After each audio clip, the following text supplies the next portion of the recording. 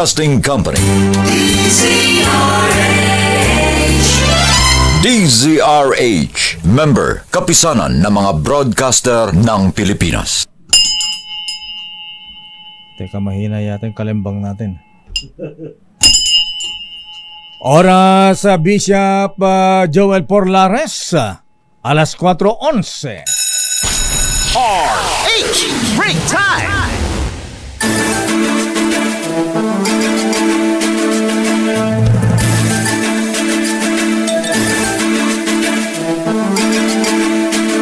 Magandang hapon, Pilipinas. Ako po si Deo Macalma. Ako naman, Thea Pecho Carpuz. At narito ang headlines ng ating mga balita ngayong araw ng Martes. Ngayon ay 20 ng buwan ng Agosto. Dismiss Bamban Mayor Alice Guo kumpirmadong nasa Indonesia na. Ayon sa Bureau of Immigration. DZRH exclusive. Dismissed Mayor Alice Guo na ispatang nagpanotaryo noong Agosto 14. Bureau of Immigration pinagpapaliwanag sa paglabas. Pagtakas sa bansa ni Mayor Alice Guo makasabwat pinatutukoy. Vice President Sara Duterte at Senator Risa Ontiveros nagtarayaan sa budget hearing ng Senado. Wow. Mga barko ng China sa West Philippine Sea nadagdagan pa ang bilang. 129 Chinese warships na ispatan ayon sa Armed Forces. Typhoon medium-range missile ng US Army na nasa Pilipinas, walang target na bansa ayon sa Armed Forces of the Philippines. Ba't andito pa? Dekorasyon. COMELEC Chairman George Erwin Garcia kinasuhan ng korupsyon sa kontrata sa Miro system na gagamitin sa election. 16 million pesos worth ng high-grade marijuana na deklaradong sofa sets nasabat sa Clark Freeport Zone, Pampanga. Siningit sa mga sofa? Department of Health kinalampag naman sa bagong kaso ng Mpox o Monkeypox sa Pilipinas. Reactivation ng RITM at 6 testing centers. Hiniling sa departamento. 3 Pinay Olympian gymnast dismayado at nasaktan ng hindi maimbitahan sa Heroes Parade. Aba? Sino sila? Samantala, sa detalye ng mga balita, nasa bansang Indonesia na. Si dismiss Bamban Tarlac Mayor Alice Guo ayon sa Bureau of Immigration. Sa panayam ng DZRH kay Immigration Spokesperson Dana Sandoval, sinabi nito na sa Malaysia unang nagtungo si Guo mula sa Pilipinas pagkatapos ay nagtungo sa bansang Singapore at saka tumawid sa Indonesia nitong August 18. Aba, nung linggo lang. Kasama nun ni Alice Guo sa nasabing bansa si na Wesley Guo at kasandroong gamit ang mga Philippine passports. Ganito ang paliwanag ni Dana Sandoval ng Immigration. Ang latest nito, August 18, nag-transfer po siya from Singapore to Indonesia. So kasama na po yung dalawa po, sila Wesley Guo. Lumipat po sila ng Indonesia. Philippine passport pa rin po ang gamit. Batay sa monitoring ng Bureau of Immigration, may nakabook pang flight. Pabalik sana ng Pilipinas si Mayor Alice Guo noong nakaraang linggo. Pero nagbago ang isip. Sa halip na bumalik ng Pilipinas, ito ay nagpunta ng Indonesia. Natong muli si Immigration Spokesperson Dana Sandoval. Nakatanggap din po kasi tayo ng information na napabalik siya ng Pilipinas last week. Meron po siyang supposed booking to the Philippines, but hindi po nila sinakyan yung booking na yon. They continued on to Indonesia instead.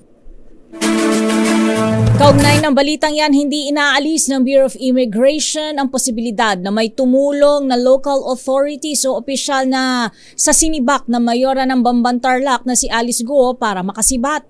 Ito ay matapos kumpirmahin ng Presidential Anti-Organized Crime Commission na nakalabas na ng bansa si Guo noon pang 1 buwan. Ayon kay Bureau of Immigration spokesperson Dana Sandoval, malamang umano ay may kasabwat dito ang dismissed mayor dahil alam niya ang mga daan na walang presensya ng immigration. Aminado naman si Sandoval na walang magagawa ang foreign authorities kung nasa kanilang ang bansa si Guo dahil valid ang kanyang pasaporteng gamit. Kaya naman umapela ang opisyal sa mga otoridad na kanselahin na ang Philippine passport ni Guo dahil sa pamamagitan nito ay mapabibilis na ma-extradite ang dating alkalde na natili pa rin umano sa Indonesia hanggang sa ngayon. Samantala, maraming daw dapat ipaliwanag ang Bureau of Immigration kung bakit at paano nakatakas palabas ng Pilipinas si dating Bamban Mayor Alice Guo. Sabi ng mga mababatas, dapat may managot sa pagpapatakas kay Guo na ayon mismo sa Bureau of Immigration ay nasa bansang Indonesia na.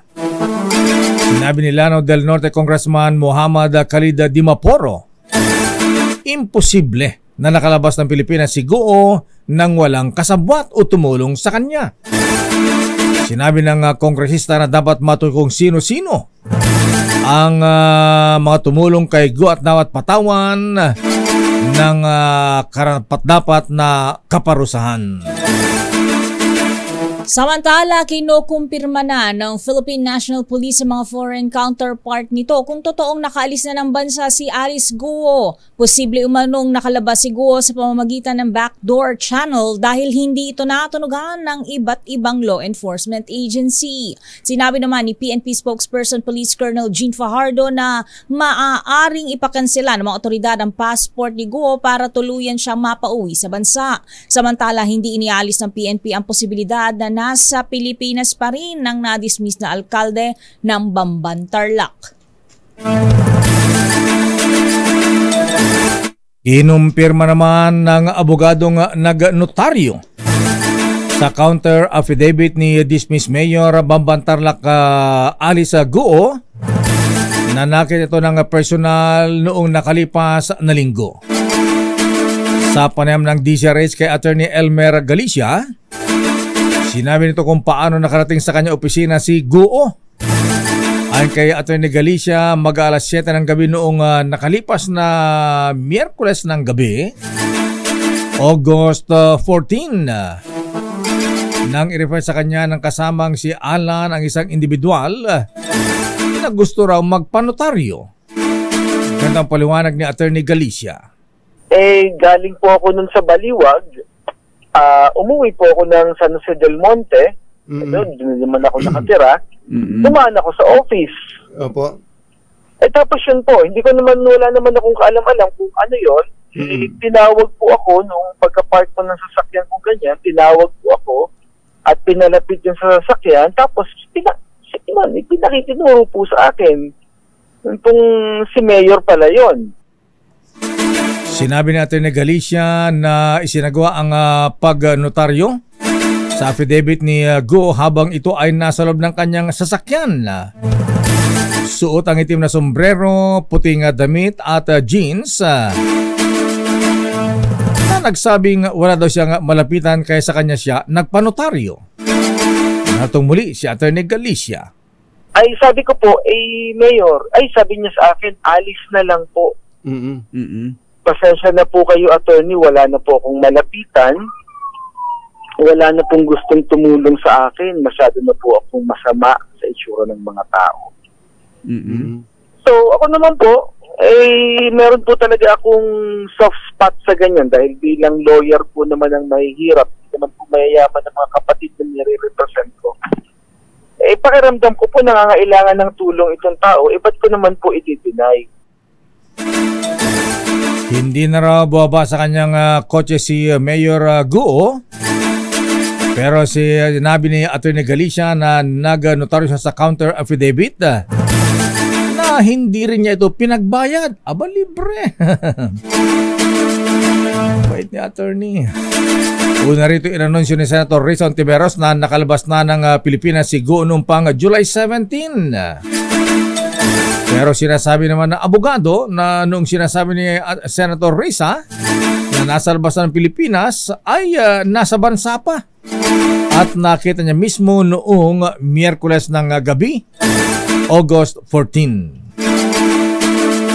Nasa Pilipinas pa rin si dismissed Bamban Tarlac Mayor Alice Guo. Ayon kay Attorney Stephen David, isa sa mga abogado ni Guo, binanggit sa kanila ng alkalde kahapon Agosto 19 na hindi naman siya umalis ng Pilipinas. Pero hindi na umano sinabi kay David kung saan mismo sa Pilipinas matatagpuan si Guo. Kaugnay nito, naniniwala naman umano si David na sinabi ng kanyang kliyente na hindi pa ito nakakaalis ng bansa sa kabila ng ibinalita ng Bureau of Immigration na kasalukuyan itong nasa Indonesia. Narito ang naging pahayag ni Attorney David.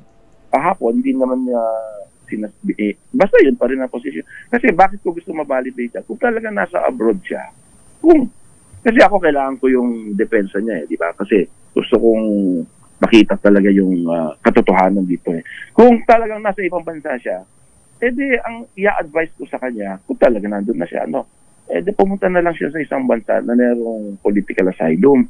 Humingi ka ng asylum doon, at least doon, walang extradition, yung bansang walang extradition, pwede kang mag-affidavit doon, mag-consularize yung red ribbon na tinatawag nila. Pwede mong padala, o pwede ka rin mag-deposition, pwede ka mag-testify via Zoom, o yung kanyang depensa hindi maapektuhan.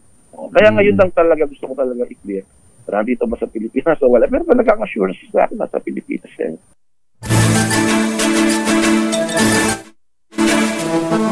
Babalikan natin na lang pang detalye ng ating mga balita. Vice President Sara Inday Duterte Carpio at Senator Risa Ontiveros nagtarayan talaga sa budget hearing sa Senado kanina. At sa hearing pa rin sa Senado kanina, si DILG Secretary Benhar Abalos binasa ang affidavit na isang biktimang umano ni Pastor Kibuloy, isang 17 anyos na siya ay pinapaliguan muna o pinapaligo muna at nilalagyan ng pabangong paborito ni Pastor bago siya ipasiping sa controversial na religious leader. Wow, lupit. Special request ko pala yan.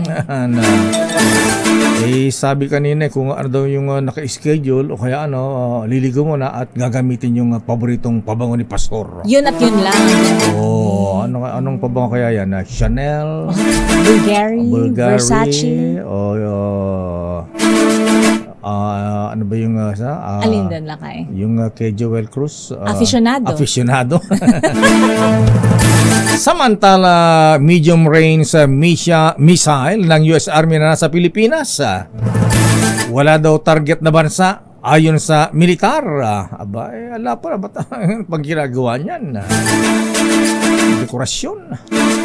COMELEC Chairman George Garcia kinasuhan naman ng korupsyon dahil sa pagpasok sa kontrata ng Miro system na gagamitin sa darating na election sa 2025. Yung tatlong Pinay na gymnast na sumali sa Olympics alay nalulungkot at nasaktan dahil hindi man lamang daw sila inimbitahan sa Heroes Parade. Sino sila? Hindi man lang nabigyan ng pakimkim. Ang detalye na mabalitang yan sa ating pagbabalik sa ating palatuntunang break time. RH Break Time! Oras, Mr. Cesar Lee, Mr. Michael is my guy. Alas 4:25. Oras, ganap alas 4:31. Standby sa ating mga reports. Standby Let mula sa Malacanang. Standby Raymond mula sa Senado. Naku, grabe ang mga hearing dyan kanina. Maiinit. Standby Milky Rigunan. Ito na nga, naging mainit. Naging mainit ang pagsisimula ng deliberation para sa 2025 national budget para sa Office of the Vice President matapos na magkasagutan sina Vice President Inday Sara Duterte Carpio at Senator Risa Hontiveros. Nag-ugat ang tarayan, talagang tarayan Sa tanong ni Senator Hontiveros kung ano ang laman ng libro na kwento na isang kaibigan na binili ng Office of the Vice President sa halagang 10 milyong piso. Wow. Tinawag ng Vice Presidente na pumulitika sa budget hearing ang tanong ng senadora at nangakong bibigyan niya ito ng kopya ng libro bukas at sa lahat na dumalo sa hearing. Dito na nagpanting ang tenga ni Senator Hontiveros at sinabing hindi niya gusto ang paraan ng pagsasagot at pag-uugali ng Vice Presidente. Pero sagot naman ni Vice President Sara na ayaw niya ring naman sa pag-uugali ni Senator Risa Hontiveros. Dahilan para maungkat pa ang paghingian niya ng tulong sa kanya ni Hontiveros no ito ay kumandidatong senador. Ganito ang sagutan ni Senator Risa Hontiveros at Vice President Duterte Carpio. Madam Chair, this is an example of politicizing the budget hearing through the questions of a senator. Ang problema niya kasi, nakalagay yung pangalan ko doon sa libro. At yung libro na yan, ibibigay namin doon sa mga bata. At yung mga bata na yan, may mga magulang na boboto. At yung pangalan ko ay nagkalat doon sa kung saan man ibibigay yung libro. Madam Chair,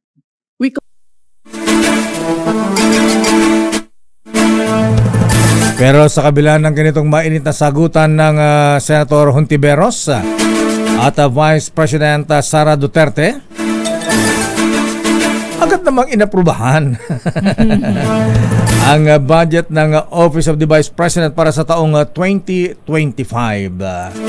Kaya hindi sinabi rito sa report kung magkano yung budget na inaprubahan para sa Office of the Vice President. Laka yung huli natin nakausap ng ganyan na sabi, hindi kami close. Samantala, nadagdagang muli ang bilang ng mga barko ng China sa West Philippine Sea. Base sa ulat ng Armed Forces of the Philippines na ispatan ang aabot sa 129 na barko ng China sa West Philippine Sea mula Agosto 13 hanggang Agosto 19 ngayong taon. Mas mataas ito kumpara sa 72 bilang ng mga barko ng China na namataan noong Agosto 6 hanggang Agosto 12. Sa tala ng AFP, sa kabuuang 129 na mga barko ay 18 ang Chinese Coast Guard vessels, 13 ang People's Liberation Army vessels o barkong pandigma ng China at 78 ang Chinese Maritime Militia vessels. Gayunpaman, tiniyak ni Rear Admiral Roy Vincent Trinidad, tagapagsalita ng Philippine Navy para sa West Philippine Sea, na ang bilang na masasakyang pandagat ng China sa karagatan ng Pilipinas ay nasa loob pa rin ng acceptable range o bilang na naobserbahan sa nakalipas na 2 hanggang 3 buwan. At sa ugnay pa ring issue, pinag-aaralan ngayon ng Pilipinas kung kakasuhan ang China sa United Nations. Ito ang sinabi ni Presidential Assistant for Maritime Concerns General Andres Centino sa harap ng panibagong pambabraso, pambubuli ng Chinese Coast Guard sa West Philippine Sea kahapon. Dahil sa tinawag na dangerous maneuvers, 2 barko ng Philippine Coast Guard ang nagtamo ng pinsala, nabuta sa tagiliran. Buti hindi lumubog, hindi pinasok ng tubig. Ayon kay General Centino, ang makalintulad na aktibidad ay malino na paglabag sa international law katulad na lamang ng UN Convention of the Law of the Sea o UNCLOS. Naniwala si Centino na ang pagharap ng kaso sa United Nations ay kabilang sa opsyon na pinag-aaralan ng Office of the Solicitor General sa pagkooperasyon sa Department of Foreign Affairs. Samantala, hindi nakadirekta sa kahit anong bansa o aggressor ang medium-range capability o ang Typhoon MRC missile ng US Army na ilang buwan nang nakatenga sa Pilipinas mula pa noong Abril. Ito ang sinabi ng Armed Forces of the Philippines tungkol sa pangamba ng Chinese Foreign Ministry sa presensya ng naturang armas sa bansa. Bukod dito, iginiit din ni AFP spokesperson Colonel Francel Padilla na walang karapatan ng ibang bansa na diktahan ng Pilipinas sa kung papaano ito nagpapalakas ng depensa. Unang ginamit ang Typhoon MRC missile sa balikatan exercises pero na-extend ang pananatili nito sa Northern Luzon para naman sa Salaknib exercise ng US at Philippine Army. Mukhang mali ang paliwanag ng AFP dito. Dapat sinabi nila pang-depensa kung may pag-ataka, pagsalakay. Fire. Oo. Ready to fire. Ayan, fire. Dapat yun ang tamang sagot doon. Pang-depensa na kung may sasalakay, doon gagamitin. Pero kung wala, hindi mo na magagamitan. Diyan lang. Pero eto, meron pala impeachment complaint na binabalak. Abay, meron daw niluluto sa Kamara de Representantes ang mga congressmen na impeachment complaint laban kay Vice President Inday Sara Duterte Carpio at ito'y kinumpirma mismo ng Vice Presidente Inday. Narito ang report mula kay RH28, Raymond Adpaas. Please come in, Raymond. Mayor Mistaya, kinumpirma mismo ni Vice President Sara Duterte na may nilulutong impeachment complaint laban sa kanya sa Kamara de Representantes. Sa isang news conference sa Senado pagkatapos ng budget deliberation, sinabi ni Duterte na pinag-uusapan openly sa Kamara de Representantes ang paghain ng impeachment complaint laban sa kanya. May mga kaibigan pa rin naman umulo sila sa Kamara na nagsusumbong sa kanila, ngunit tahimik lang dahil sila ay natatakot magsalita publicly. Para kay Duterte, hindi siya natatakot kung ano man ang mangyari at nakaabang lang sila sa mga susunod na gagawin. Wala umanong ibang layunin nito kundi upang pabagsakin sa politika ang pamilya Duterte. Ang nilulutong impeachment laban sa kanya ay bahagi ng playbook laban sa kanilang pamilya. Kasama na dito ang investigasyon ng Quad Committee sa War on Drugs at TJ King. Ganun din ang banta ng pag-aresto ng ICC sa kanyang mana si dating Pangulong Rodrigo Duterte at ang pagdawit sa kanyang kapatid na si Congressman Pulong Duterte at kasawa nitong si Attorney Mark Carpio sa operasyon ng illegal drugs. Narito si Vice President Sara Duterte. Pinag-uusapan nila, kahit na i-deny nila, pinag-uusapan ng members of the House of Representatives. Kasi meron pa naman kaming mga kaibigan dyan sa loob na hindi lang nagsasalita dahil takot daw sila. So sinasabi nila, it's openly discussed yung impeachment. How is it progressing, ma'am? Naku, hindi ko alam sa kanila. Basta kami, inaantay lang namin ang kanilang gagawin dahil expected na yon na gagawin nila. Kasi ano ba ang gusto nilang gawin? Gusto nilang pabagsakin ang pamilya Duterte sa politika. At hindi lang siguro politika, sa personal din. Dahil sinama nga nila yung asawa ko, di ba? He's a private individual, pero sinama nila sa harassment. Bahagi ng naging pahayag ni Vice President Sara Duterte Carpio. Para sa Raymond, Mayor. Paano mo hinato yung katawan mo? Sabay-sabay yung hearing kanina. Kanina hearing din ni Senator Bato de la Rosa, Senator Robin Padilla dito sa issue naman sa sagawa ng pag-serve ng search warrant, arrest warrant ng PNP at NBI dun sa Davao.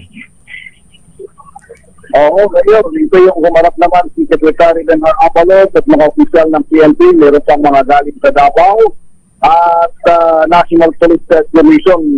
Dito nagkainitan si Secretary Abalos at yung kampo ng ni Pastor Kibuloy, lalong-lalo na si Attorney Israelito Torion na tumatayong abogado ng pastor at ng Kingdom of Jesus Christ Mayor. at doon sa hearing talagang pinagdidikilan ni Secretary Harapoulos na ginagampanan lang nila yung kanilang trabaho dahil sino mang may warrant of arrest ay kailangang hanapin ng mga otoridad, lalo na ang kapakatawan ng pulisya. At kung hindi nila ito gawin, ay sila naman ang maakusahan na hindi ginagampanan yung kanilang kontrolin. Mayor, kung mamarapatin mo, merong bahagi ng hearing kanina. Sige. At pakinggan natin yung naging madamdang pahayag ni Secretary Apalos dahil sa kanyang naging statement ay inilahad niya yung umano ay nangyayaring pang-aabuso sa mga miyembro ng Kingdom of Jesus Christ na mga minor de edad na ang itinuturong ng aabuso ay mismo ang pinuno ng kanilang religious organization. Wow. Mayor, narinig baka hearing kanina. Anyway, this is part of the record of the Senate. Wala akong iniimbento, lahat po ito'y galing din dito to.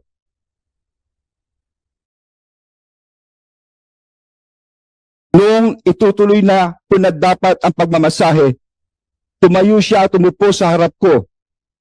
Sinimulan niyang tanggalin ang butones ng t-shirt ko hanggang natuluyan niyang tinanggal ang buong t-shirt ko. Noong nakahiga na ako, pumaibabaw sa akin si Kibuloy. Gusto kong sumigaw ng tulong at tanungin kung ano ang ginagawa niya. Pero naalala ko na bawal akong mag-question. Nanginginig na ang katawang ko sa takot at nakatitig lang ako sa kisame. Pinipigilan ko na ang mga luha ko dahil sobra akong nagulat at walang magawa. Pagkatapos ay tuluyan na akong pinagsamantalahan ni Apollo Kibuloy. Noong siya ay natapos na, pumunta ako sa CR. Tulala pa rin ako. Nakatitig lang sa kisame. At dito nagsimula akong umiyak. Point of order, Your Honor. Nais ko lang biglang diin na minor pa ako noong nangyari ang mga ito. Bakit ko sinasabi ito? Pakinggan natin ang akusasyon. Kung hindi totoo ito, okay, may karapatan siya sabihin niya hindi totoo. Pero kung totoo ito, dapat lamang siyang managot sa batas. At dapat lamang gawin namin ang katungkulan namin. Alam kong binababoy ako, okay lang yun. Pero huwag bangin ang bata nito. Order lang po. Mr. Wow. Ang bahagi ngayon ay hearing kanina ng Senate Committee on Public Order hindi doon sa nangyayari sa Davao. Nako. Raymond, yung ganitong klase ng complaint ng mga batang babaeng minor de edad, marami ba yung nag-file ng complaint o isa lang? Doon sa naunang hearing ng Senate Committee on Women, galing sa Europe na nagkwento din, magkakapareho yung kwento. At yung si Amanda na alias ng Amanda, ganoon din yung kwento na kumbaga pinalaki, pinaaral, kapag lalo na pag maganda, pero pagdating ng edad 17-18, doon na nangyayari yung ano to? Parang alay kay pastor? Ganun ba yun? Or offering? Something ganyan? Anong... salita daw nung kasi ngayon, kumbaga, yun yung pinaka ng kamay ni pastor. Siya yung nagsasabi daw sa mga miyembro ng pastoral na ikaw na ang pastor, wala kang kapatid ko man din dahil privilege na makasama ang kanilang religious leader. Wow. Ang iinit ng topic pala sa Senate kanina lang. Napapanahon. Ayan. Okay. So, ang tanong dito, Raymond, nasan daw si Pastor? Andito pa ba? Baka nakaalis na rin tulad ni Alice. Baka nag-go na rin sa ibang bansa. Yun ang hindi rin malinaw kasi dahil doon sa init ng pagsasagutan nila Secretary Apolos at ni Attorney Torion ay hindi na nagkakalang kahit sa dulo kung narito po itong si Pastor Committee na pinagkakating ng Mayor Atty. Okay, maraming salamat, Raymond. Ang panahon ngayon, napakalakas ang buhos ng ulan sa IT complex. Ngayon, Saang lugar? PICC, Mayor. Malakas. Bilang bumuhos? Dito sa labas. Di namin makita, di namin maramdaman pa. Biglang bumuhos pala kayo. Kanina, tirik na tirik ang araw eh. Oo nga, ang init kanina ha. Ayan na. Sabi rin kanina ni Dr. Roel Aguila sa Commonwealth sa Quezon City, ang lakas din ng ulan. Oo, dito sa PICC, Mayor, may malakas na buhos ng ulan. May kasama pang tulog. Hindi natin alam kung kano kalawak itong bulan na naranasan sa oras na ito. Yan ang ating Mayor, ito si Airways 28 Raymond Dadpaas para sa DZRH, una sa Pilipinas, una sa Pilipinas. Maraming salamat, Raymond Dadpaas. Ito bang malakas na ulan? Blessing ba ito o umiiyak na ang langit? Pagod na daw siya sa nangyayari lang. Sa mga daming kontrobersya nangyayari ngayon. Samantala, National Maritime Council nanindigan sa peaceful approach sa issue ng West Philippine Sea. Detalye mo, RH14 Leth Narciso, Miss Leth. Hisaya Lakay, hindi makabubuti para sa Pilipinas at sa China at maging sa buong rehiyon ang kinetic action sa usapin ng West Philippine Sea. Ito ang sagot ng National Maritime Council sa tanong kung wala bang ibang gagawin ng bansa sa paulit-ulit na mga agresibong aksyon ng mga barko ng China sa West Philippine Sea. Sa press briefing sa Malacanang, sinabi ni NMC spokesperson Alexander Lopez Jr. na alinsunod sa direktiba ni Pangulong Marcos, idadaan pa rin ng Pilipinas sa peaceful approach ang issue. Binigyan din ni Lopez na ang katanggap-tanggap at pinakamainam pa ring hakbang ay idaan sa diplomasya ang mga insidente sa West Philippine Sea. Ayon sa opisyal, sumusunod ang Pilipinas sa Code of Conduct at nakapaloob dito ang pagpapairal ng restraint sa mga aktibidad sa karagatan para hindi na lumala ang tensyon. Narito si NMC spokesperson Alexander Lopez. Kasi if we would be going beyond diplomatic or peaceful approach, you can just imagine, maybe if you're referring to more kinetic actions, that would not be to the best interest of our country and of China and even in the region. So we're looking at this approach. We can never go wrong by using this diplomatic and peaceful approach. Si NMC spokesperson Alexander Lopez Jr. Samantala, Lakay, higit kalahating oras na malakas rin ang buhos ng ulan sa bahagi ng Maynila. Ito si Leth Narciso para sa DZRH, una sa Pilipinas, una sa Pilipino.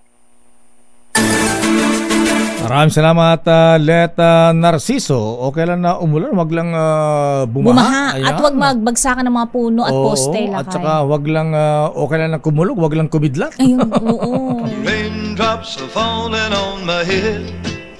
Samantala sa iba pang mga report, mga nasa likod ng pagtakas ni dating Mayor Alice Guo, posibleng isama sa iimbestigahan ng Quad Committee ng Kongreso.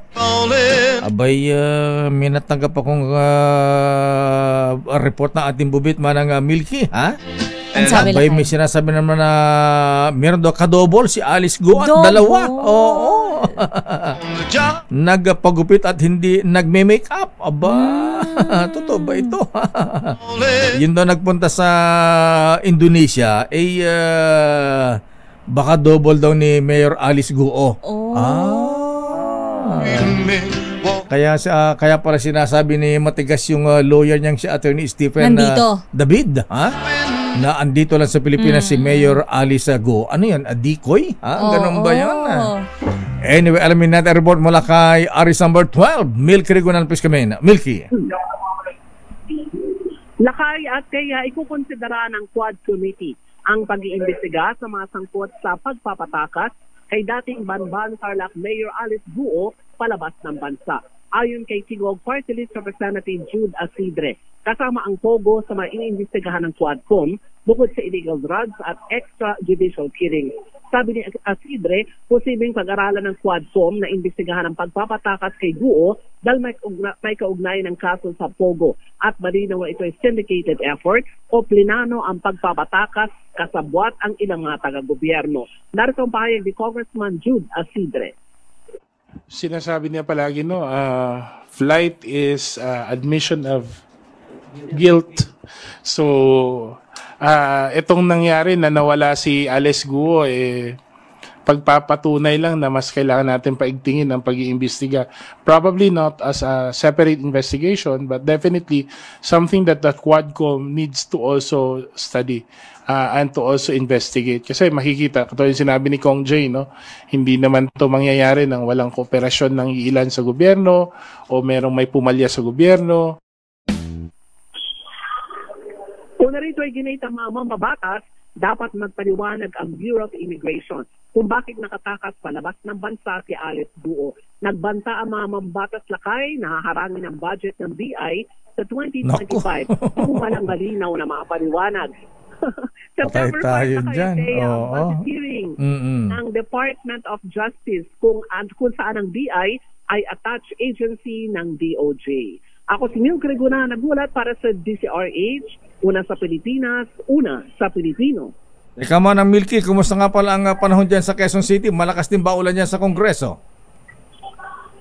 Katatapos lang naman lakas na buhos ng ulan na dito sa area ng Quezon City, lalo dito sa Kamara. Ang mga ano yun, siguro mga 3:45. Kaya nagkaroon din ng abiso ang yung management dito sa HREF doon sa mga nakapark naman, doon sa mabababang lugar nitong Batasan Pambansa Complex kasi medyo tumaas daw ang baha doon. So, inabisuhan yung ilang mga driver. Pero ngayon, Lakay at Teya, okay na. Ay, wala nang pag-ulan dito sa area ng Batasan Pambansa. Okay na, Teya. Maraming salamat, Manang Milky. Balik sa'yo, Lakay at Teya. Pero dito sa Pasay, Ross Boulevard, ayan, umuulan pa rin ng basa. Babalikan natin lang pang detalye natin mga balita. Standby Edniel Parosa. Standby Noche Kaka, si standby Kristan Karag. Pero batiin ko lang muna na happy birthday si Kuyang Noble Joby Almasan ng Makiling Masonica Lads at kay Pasay Sharif Noble Berosipul Ram de Mesa. Pinabati ng mga brethren, nobles ng Katimugan Shrine Club at happy birthday din kay veteran broadcaster Ruben Ilagan, 91 years old. Nagbo-broadcast ba kaya ito?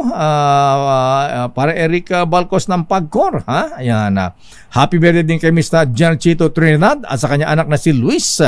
At happy birthday din kay Kuyang Romy Espanto at Brother Rica Santiago ng Pi Mu Sigma Fraternity Sorority at Josel Obensa at Augusto Pacariem, Agustin Pitel at Augusto Pascua. Oras, Misa Teya. Kulang-kulang 6 na minuto bago mag-alas 5. Freedom of expression. Halikan natin ang mga reports. Dating Mayor Alice Guo maaring nakapusilit sa Pilipinas gamit ang backdoor illegal channel ayon sa Philippine National Police. Ang detalye mula kay Edniel Parosa. Edniel. Ay posibleng gumamit ng backdoor o illegal channel itong dismissed na alkalde ng Bomban Tarlac na si Alice Guo, kaya nakapusilit ito papalabas ng bansa. Ayon kay Philippine National Police spokesperson Police Colonel Jean Fajardo, ito ay kung tutuungang nakalabas na ng Pilipinas ang dating mayor na hinahanap sa bisa ng arrest order ng Senado. Sa press briefing sa Campo Crame, binigyan din ni Fajardo na bantisado ng mga pulis sa mga pangunahing paliparan at mga regional airport. Wala nang alertuhin ni PNP Chief Police General Romel Francisco Marbil ang lahat ng unit para mahuli si Guo.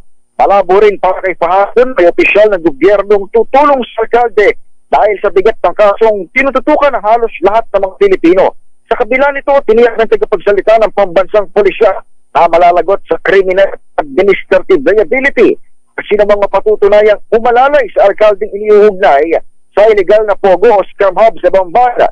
Sinabi rin ni Fajardo na nakikipag-ugnayan na sila at ang Bureau of Immigration sa mga foreign counterpart nito para makumpirma kung nakalabas na nga ba ng busa si Guo. Lalo't iba ang ipinamamalita ng sarili niyang abogado. Pakinggan natin si Colonel Fajardo.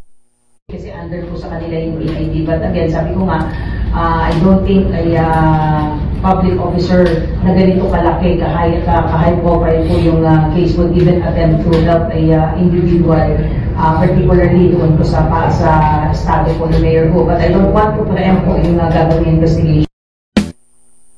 Tinig ni Police Colonel Jean Fajardo. Ito si Edniel Prosa, nag-uulat para sa DZRH. Una sa Pilipinas, una sa Pilipino. Samantala, Las Piñas pinarangalan sa dekalidad na programa sa nutrisyon. Idatali mo RH27 Noche Kakas Noche.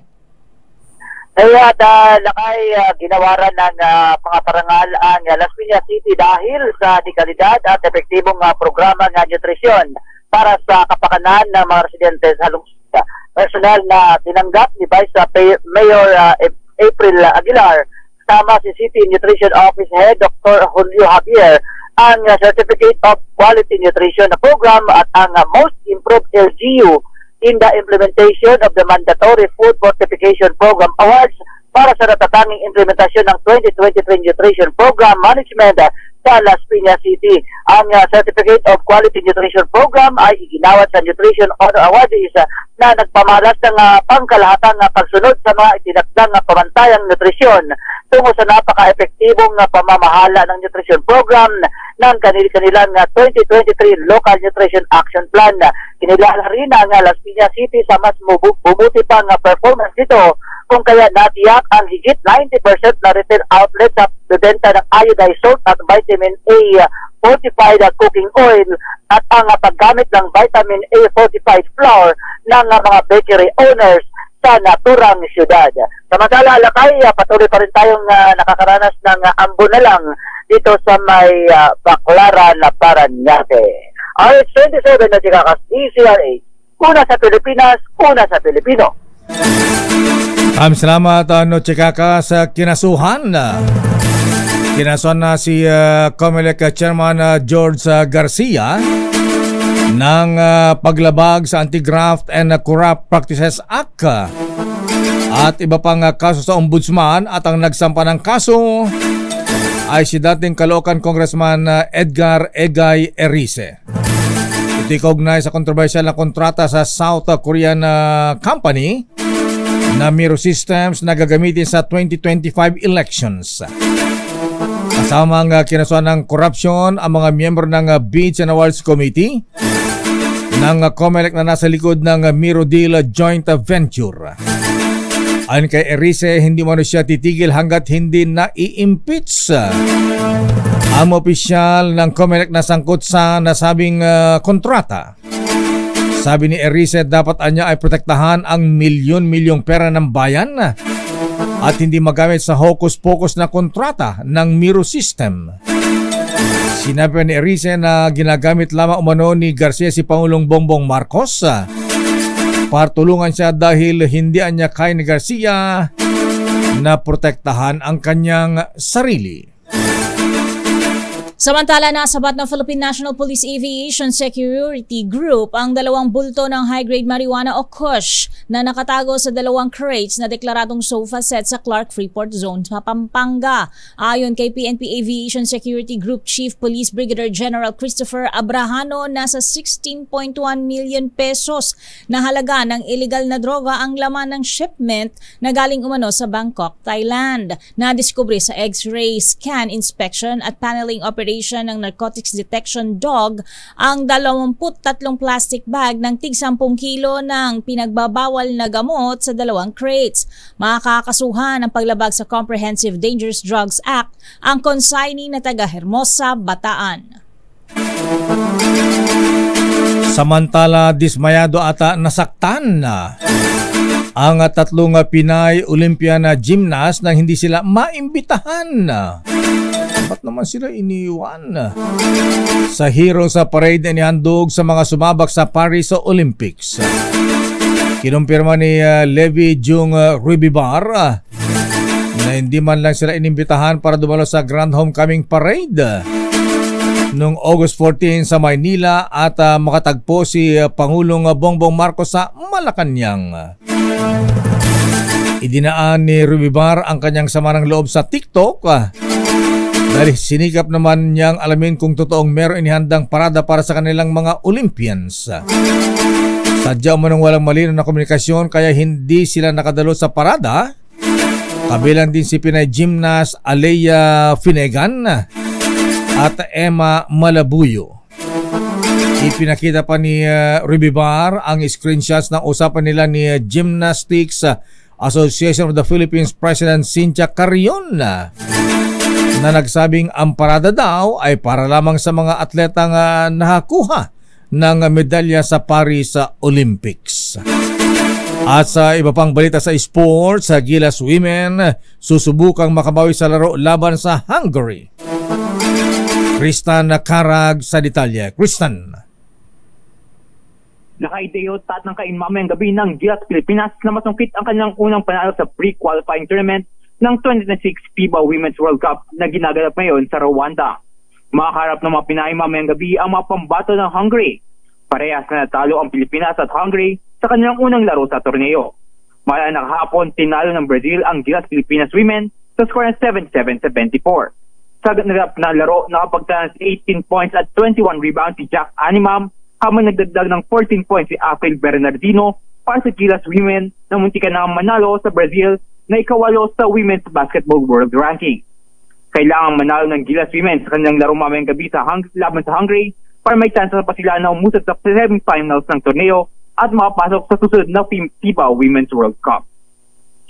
Ito si RH53 Kristan Karag, DZRH, una sa Pilipinas, una sa Pilipino. Maraming salamat, Kristan Karag. The road is long. Hoy, binabati natin si Customs Collector JM Puno. At good afternoon, maraming salamat kay Mr. Michael Ismaygay.